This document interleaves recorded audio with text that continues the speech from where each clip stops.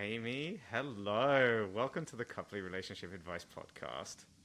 Well, thank you so much, Tim. I am beyond honored to be invited, and I'm just very excited to be a part of this with you. Me too. We do not. I think I need to have more people that know what Coupley is about on because I've done a load of podcasts and they talk about all these great things that you can do to improve your relationship. And I'm always saying, oh, yes, that's in Coupley. That's in Coupley. You can do that in Coupley. But now we have you who's actually used Coupley and we met through the Coupley community. So that makes me so excited. This is our people, It's really cool to have you on. Yeah, I understand I'm a unique part of this, and I thought you were honestly the IT guy at Coupley when I first met you. Was, hey, Hey, I'm having some troubles. I'd really like it to, connect up again. Me and not my tech savvy self. And you were just so kind and responsive. And the next thing I know, you're the co-founder. So it was a I'm fun co-founder, intro. customer support, IT guy, all these little different hats coming on. No big deal. That's I right. love it. That's right. I love it. And I so get that. this is going out to the Coupley community. So for those listening, this is Amy Halverson, and Amy is a therapist and a Coupley user. And as you've just heard, we met through Coupley tech support, in which I was supporting. And we've met a bunch of times since then, which I so appreciate.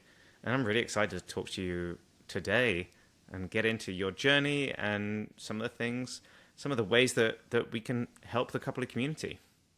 Yeah, I love sharing. You'll find that um, I've got all these little nuggets of information doing what I do, but being able to get information out there is new to me, and I'm excited for it. So Let's get into it, Amy. Tell us about your background and how you got into this space.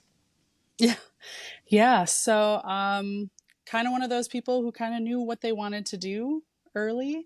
I always knew I kind of wanted to go into mental health or help people, and so went straight into it. And I've found a passion here working with EMDR is a modality that I use, and I love it on a regular basis. It's working with traumatized clients and highly dissociative clients, and it's been a wonderful gift for me to be able to do this work. So I'm excited to talk about it a little bit more today and kind of get word out. I think EMDR has gotten a lot of traction at times. I've been hearing that it's in the news with some celebrity clients and things like that. But I'm happy to kind of give a little bit more insight into that and what does it do, and maybe even how couples can be utilizing some of this as well, or at least some of the expertise that comes from it and resources. So, How cool is that? Let's get into what EMDR is, please. As I know people yeah, listening are likely very curious. it is, and it's always interesting because the term EMDR too for people doesn't really resonate with a lot. So it stands for eye movement desensitization reprocessing. It was founded by Francine Shapiro, and I know we've talked about this a little bit before. She's a wonderful researcher and helper in the community, and she even herself said, I kind of wish I would change that name for it because it doesn't always really speak to what EMDR really does. So most people, when they think of EMDR, if they've heard of it before, they think of the reprocessing part. So for those who have heard, Francine Shapiro was taking a walk and noticed that when she moved her eyes back and forth in what we now call bilateral stimulation, she noticed it was easier to kind of process through information and things that have happened, and especially maybe things that were difficult to think about. And so she kind of ran with that and did a lot of research, and it came up to be a therapy to help at first a lot of like PTSD and trauma clients. So that's what people think about. EMDR is a lot more than just that. That is one of the 8 phases of EMDR, Mm. actually. So EMDR is not like your traditional talk therapy, which is one of the parts of why I love it so much, is because the research now is kind of showing that how our brains work is when we talk about something, especially something difficult, we're exercising that part of the brain, that memory. And so EMDR isn't necessarily about retelling your story. Like I think a lot of therapies have been in the past is come tell me what happened. Tell me all the details, and then that will somehow heal you. And EMDR does not do that. In fact, a lot of times, as people are doing the reprocessing and going through the touching back of what did happen, they do not go into details. They don't even tell me about the details. It's more about touching back a little bit into the ick, as I call it, and then coming back into that resourced state of mind where you can hold positive things in life and come back into the room fully and be present. And then connecting that with what happened previously. And how does the eyes moving back and forward, like what does that do, and how does that allow you to change the state of reprocessing something? Awesome question. When I first got trained in EMDR, I knew I wanted to do it for a really long time, but as part of the training, you have to experience EMDR. And I thought, what kind of magic is this? Right? Like it sounds out there or too good to be true. And I still feel that way sometimes, like, wow, when I'm seeing it in session, I'm thinking this is just phenomenal. But really what I'm seeing and what we understand is that it's activating your brain. And so what we know about trauma is trauma shuts down part of our brain or makes it hard to access resources in our brain. So I'm going to talk, I get a little passionate about neurology at times, so please slow me down if it's a lot. But so we're all born with kind of the ability to go into fight, flight, freeze to survive, things like that. And so that's the limbic system. And so when you experience something difficult, your limbic system kicks in and you don't see a lot of activation in the part of your brain that's been growing since birth, like thought, reasoning, anything basically you've done in school. You're not going to be accessing math at that point in time, right? But also conflict resolution, being able to manage emotions. And so what we need in order to reprocess something hard is all parts of your brain staying online. And so the bilateral stimulation helps keep that online. So I tell clients, it's almost like you're practicing this skill once, but really you're doing it 10 times over when you're utilizing bilateral stimulation. Right. It's a pretty amazing tool, not just in the reprocessing phase, but you can also use it in different ways to help your body and your mind connect with calming exercises too. And how is it, so you when you're looking back and forward, you're looking back and forth. And then firstly, what is take me through as a client? Like, what am I seeing? Are you holding a watch? Because that's kind of what I'm imagining, right? It's like almost like the old school hypnotist who's there with a watch, or the snake from the Jungle Book. That's like looking into my eyes. A lot of people can really think about hypnosis when I'm talking about this. And I guess you could use a watch. We don't typically. Most therapists will start out utilizing, they'll take two fingers and put them out in front and say, follow my fingers back and forth, and they just move them laterally in front of you. I did that for a while.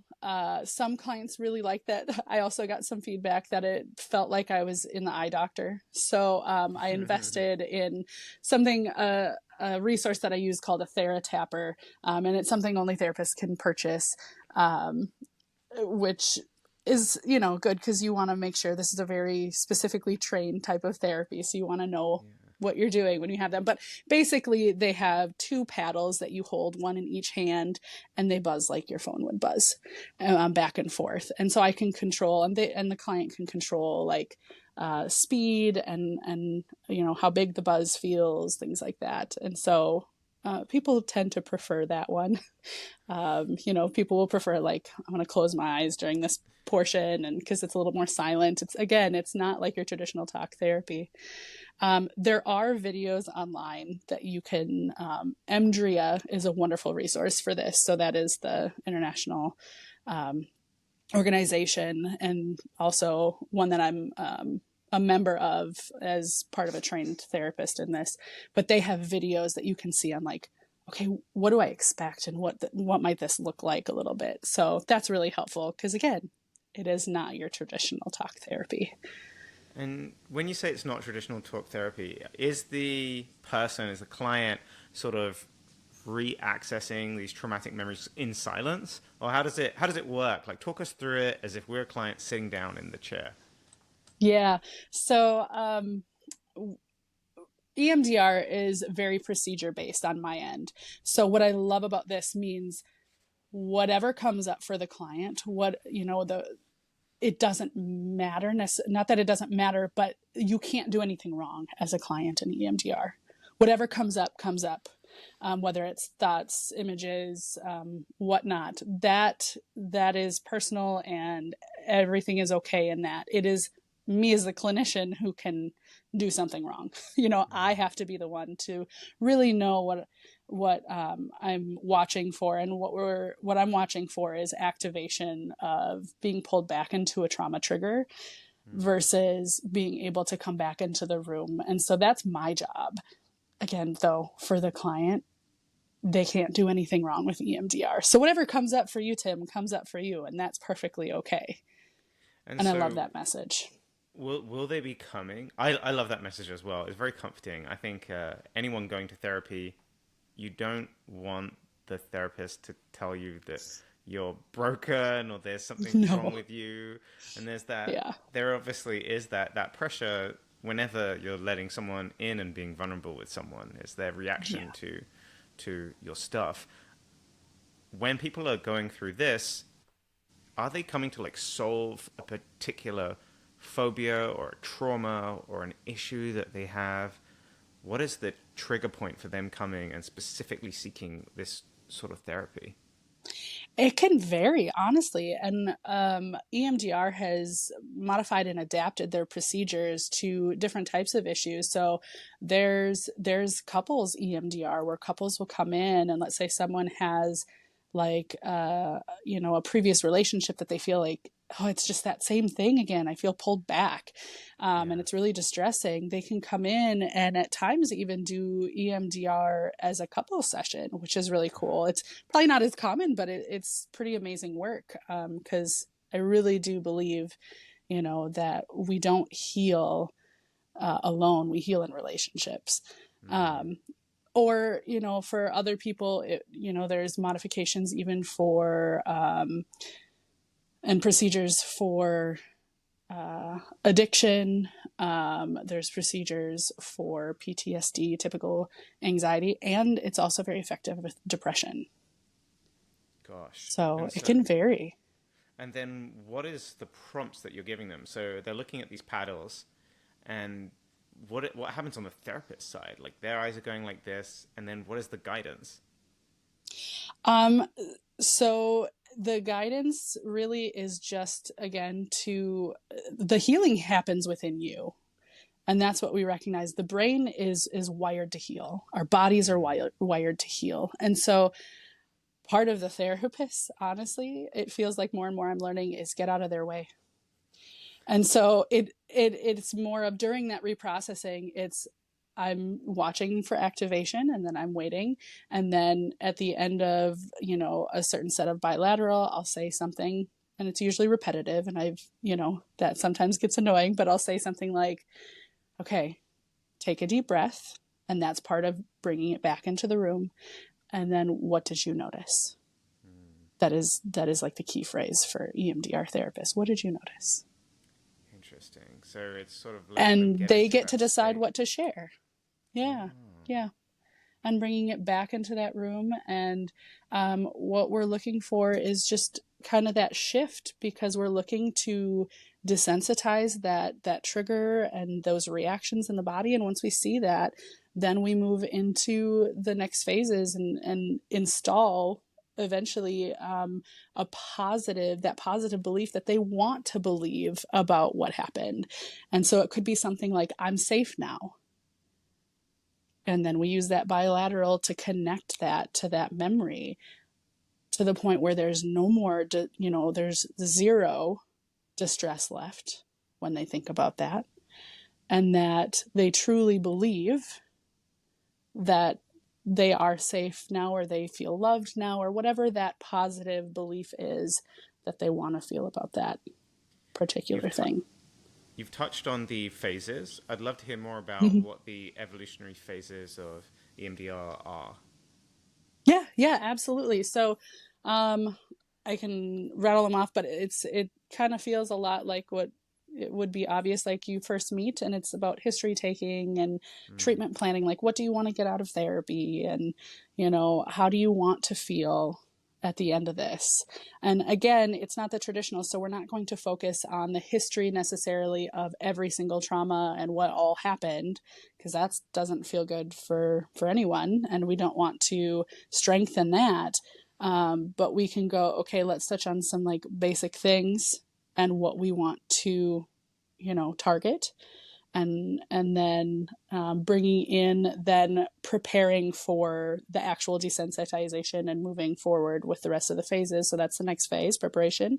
And that has a lot to do with, being able to be present in the space and holding on to some of those positive things in life. Sometimes it might even look like, hey, in your day, when are times that you feel calm, and or even like find something that makes you feel excited or happy or content in life, and just noticing those moments,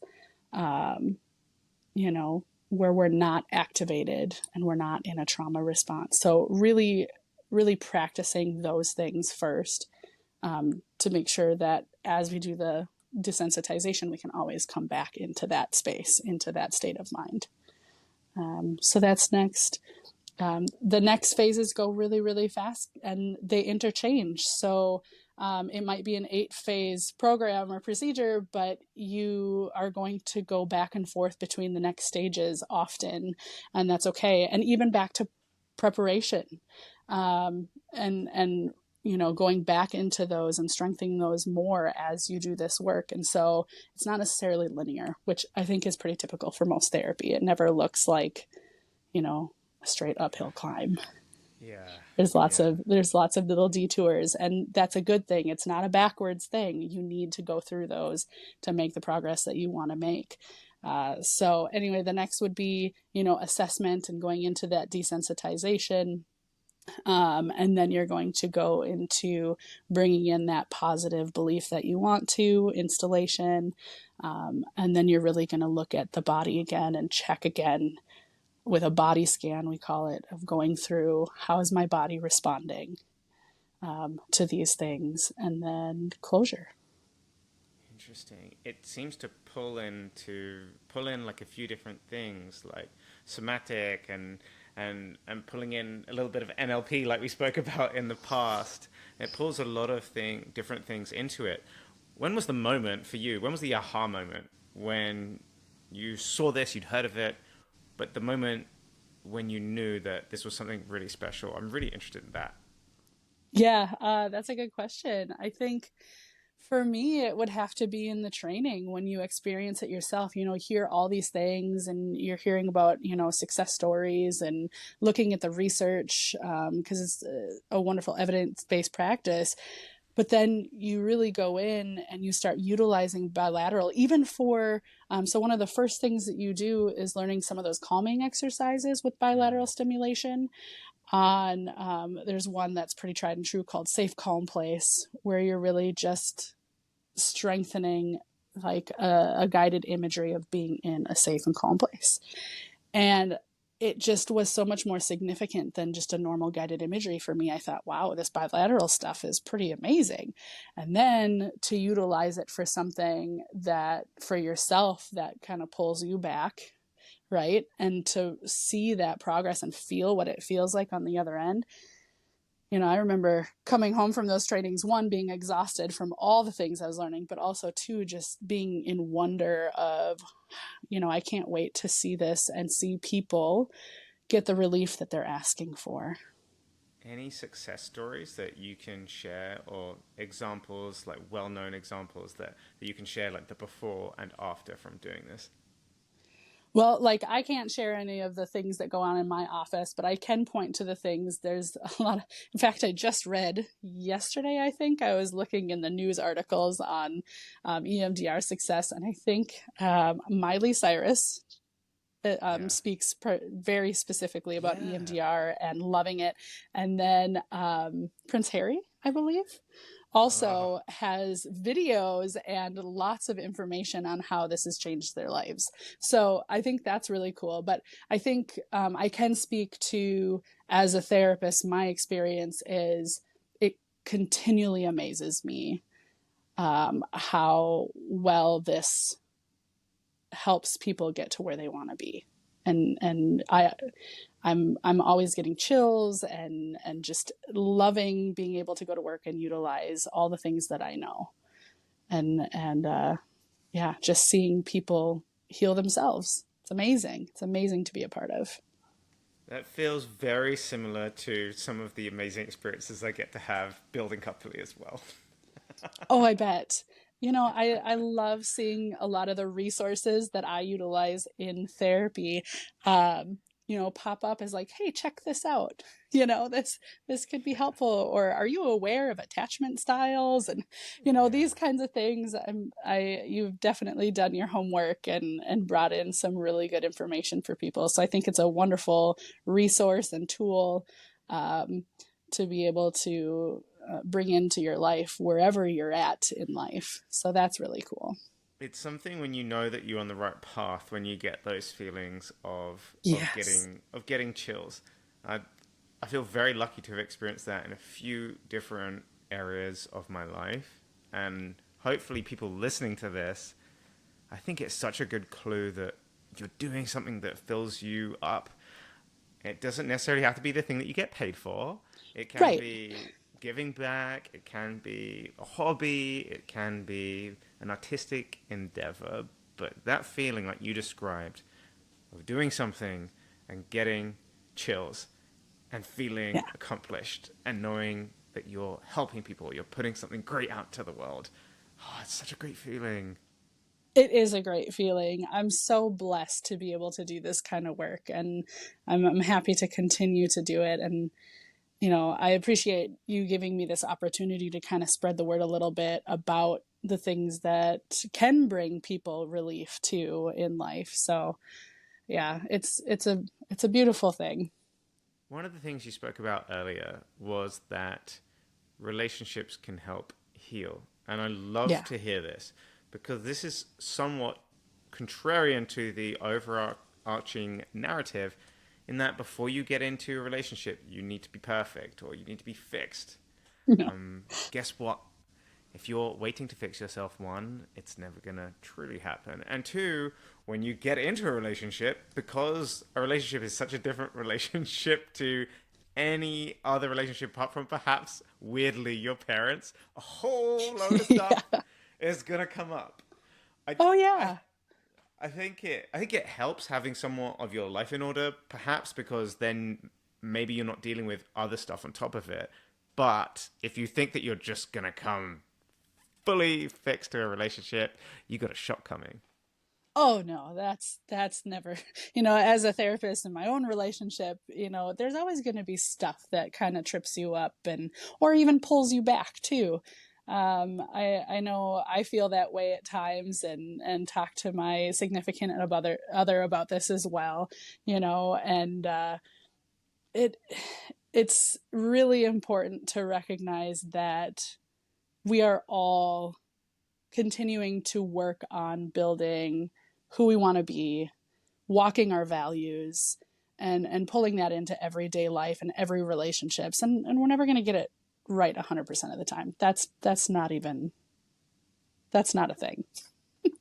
Exactly. So, Are there any things that you can suggest to the coupley audience wearing both a therapist hat and a coupley user hat?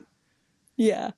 Any enhancements or tweaks that they can do in their relationship, given that you both know a lot of relationship and therapy practice and EMDR, as well as the coupley side of things. I'm just curious if there's any sort of similarities or things that you can recommend to our user base. Oh yeah. I mean, there's a lot of great things already on Coupley, and just doing the work that I do, I think one of my go-tos is for those who want to look something up even too, or just like build on what I've talked about before. It's, looking at what's called the autonomic nervous system. There's a chart that Babette Rothschild put out that you can just kind of Google and look at. You can even buy it on Amazon if you want the chart at home. But I use it in therapy all the time because it really speaks to the fact of how our brain responds to things. And you can kind of look and see where you're at any given time, whether or not you're kind of in a calm state of mind, or you're starting to get activated, or maybe you're kind of below into more of a depressive state of mind. But you can really check and see where you're at. And for couples, I use this for myself too. Like if I find myself into like, oh, I have to talk about this thing, or, this is a conflict we often get into, I'll check with myself. Am I in a space where I can actually have this conversation neurologically? Is my brain already in an active fight flight? Because Yeah. then I know I lost some of my resources already. I don't have access to my prefrontal cortex, and that means I can't reason or regulate my emotions as well. And so I'll check with myself, where am I at? And the chart has colored zones, so I'll ask, am I in a blue zone? Or am I starting to get up into my orange? And I'll bring that in with clients too. Like, where are you at? Where are you at even in this very moment? And then we can see like, yep, my breathing has changed, or, my emotions are over here, or my cognition feels like it's fuzzy or whatever. And so, I'll bring that in, and it's like, then I can say, right now I'm not in a space to have this conversation. I'm just not, it's not just a simple, I want to break. It's, I can't right now. I physically can't get in touch with those resources that I need to be able to be present with you in this moment. And sometimes I practice that as often as I can, and some days it's much harder. So it's just a great tool to use. So I highly recommend that one, personally and professionally. We can link that below. And I think everyone Yeah. has been there when you get into conflict with your partner and you're activated. And Yeah. you just can't do it. You cannot have the right conversation. Dr. Jessica Higgins talks about neuroception. And she says, Yeah. not only can you not have the right conversation, but your partner is going to pick up a million micro cues from Absolutely. your face. And they will know, Absolutely. even if you're masking it, even if you're trying to do the John Gottman light startup or the cool startup to a difficult conversation, if inside your heart is pounding and your internal narrative is like, this person, Yes. they are so in the wrong and I'm so mad, but I'm Yeah. going to put a mask on top and try and do coupley speak or therapy speak. They'll see right through it. They can see through the gaps and be like, oh, behind that Absolutely. mask, my partner is pissed and something's about to kick off. Yeah, 100%. Like there's so much research out there that really supports this information of no, we can't hide, especially from those that we're so close and we regulate with often. So whether you're looking at polyvagal theory or looking at mirror neurons and the research out about that, like everything points to the fact that if you're not doing your stuff and you walk into that space, your partner is just going to amp up with you. And that's just never fun. It sets us up to not be successful the way we want to and not be able to connect the way we want to. On the flip side, when you are in that space and you bring that to your conversations or to things in your relationship, even the times where you're cuddling up or connecting positively, those mirror neurons are going to do the same thing, and you're going to build those connections. And I want to stress that too. The brain is another organ, and it works very similarly to things like our muscular system, where what you work is what's going to get strengthened. So if you want those experiences, sometimes it's not positive psychology necessarily, like avoid all conflict. It's more of, let's practice the connection more and the conflict less, because that's what I want it to be. I was speaking to someone recently who essentially said that the big thing that coupley changed for them was reps for their relationship. And they were in fantastic shape. And they say, the realization I had is that I go to the gym all the time and I do reps, and I always get my reps in, even if I feel good or bad. I go to the gym and I get my reps in, and this is how I am in such great condition. But then I've also always started showing up on coupley and making an effort to talk to my partner about new things and read the articles and then try and put into practice those reps in my relationship. And what is so transformative is that by doing these reps each day, our relationship gets stronger and those listening muscles grow and our good habits compound. And then we have a really fit, healthy relationship that we can run the stretch of time for and go through all of these wild up and downs that life is going to throw at us together, because we're an athletically fit couple in our relationship.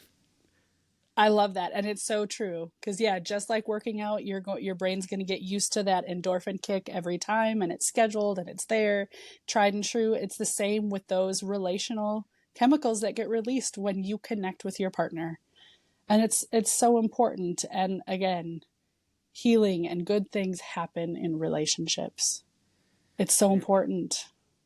And it makes me think of almost the inverse, when you get more and more embattled and you can handle being in the trenches opposite your partner for longer, and you build these dark skills in relationship that aren't going to set you up for success. You're going to be unhappy in that relationship. And then you've learned all of these sad, underhand skills that you're going to repeat. It's tricky, isn't it? And it's just, that to me is survival. That's just, again, you're not utilizing your resource brain. You are just surviving.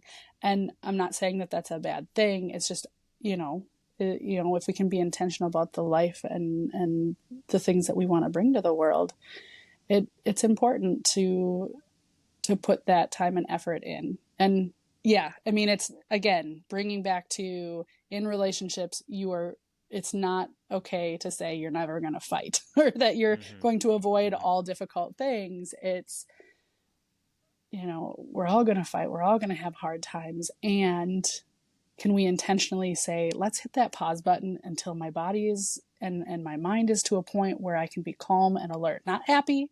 That's different. But calm, alert, present, to be able to access my resources to work through this. So today, I just need to sit down and watch some funny videos with you. You talked as well earlier about the middle bit, where you're doing the reps, you're not always seeing that immediate improvement time after time after time, but over the long period, it starts to slowly improve. And I think that applies to so many different areas of life. Yes. I'm training for a long run at the moment, and I'm doing this 10K. Yeah. I'm doing 10K, and my time is sort of hovering around the same. And then finally today, I'd knocked off a whole bunch of time on the 10K. But for a month, I was thinking, I'm just not someone that can. This is my pace. I'm always going to be the slow runner. That's it. But it's notice that negative belief in there, Tim. Notice that pullback, that can be some of those things. And then once you start to, challenge that a little bit and get into your resources, then you can say things like, hey, I am capable of doing this. And then you hold on to that, even for just a little bit. And that's the work. It's That's the beautiful work. work. Good for Yeah. you. I'm so excited for you. You'll have to let me know. What are you working up to? I'm planning on doing a half marathon, but at the moment Oh, I excited missed for you. a yeah, thanks. But right now I missed a 10K and just dying on 10Ks over and over again, and until today felt like I wasn't improving my time. But then I just realized this was the investment phase, and you have to go through the investment Yes. phase in so many different things in your life, and you have to learn to Yes. enjoy the investment phase and essentially just be okay with the fact that right now you are investing. You're investing in your relationship, putting those pennies in the bank, Yeah. investing in your running, and investing in therapy too, investing Yeah. in your future self. I think that's such a powerful message. Yeah. Yeah. It is. It is important to invest. It is important to, practice those things. And, sometimes we can find that gratefulness and that balance to enjoy it. And sometimes you're not going to always enjoy it. And that's okay too. But if we can stay present, if we can be intentional about, you know what, I don't like this part of it. And I also know it's not going to last. Yeah, This will end too, you know, and yeah. that's Amy, okay. what does the rest of the year look like for you, and what are the final thoughts you'd like to leave with a coupley audience?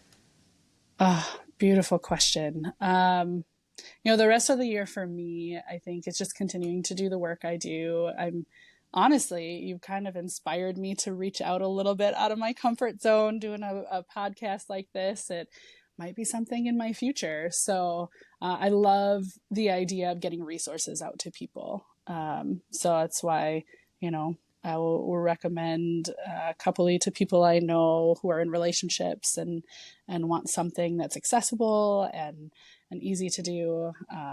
And also, I want to make sure to continue to get information out there for people in my local area to be able to connect with. So that's what's kind of on the forefront for me here.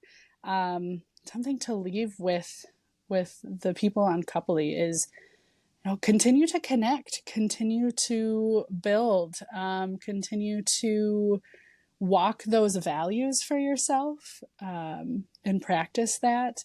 Sometimes it's harder and sometimes it's easier, but it's all very valuable and important in life. And I love seeing things like this. So, yeah. Awesome.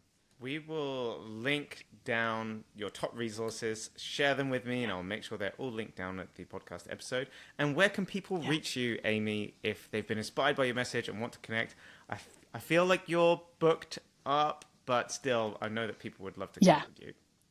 Yeah, so I'm in a private practice here in Minnesota, and so if you want to connect up, I'm at Northwinds Counseling. I have a great team here. I think I've sent you the link to that website.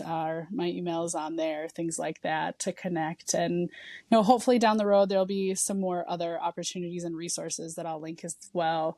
But yeah, that's where I'm at. Amazing. Amy, thank you so much for coming Thank on you, and spending Tim. some time with us in the community. It's been awesome. I loved it. Thank you so much.